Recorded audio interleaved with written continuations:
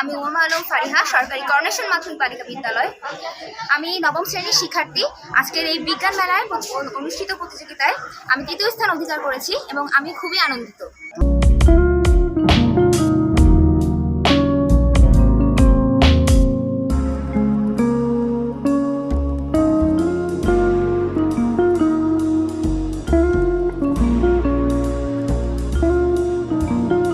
সেটাকে আরেকটু প্রস্ফুটিত করা, সেটাকে আরেকটু বিকশিত করার জন্য আসলে মূলত এই আয়োজনটা।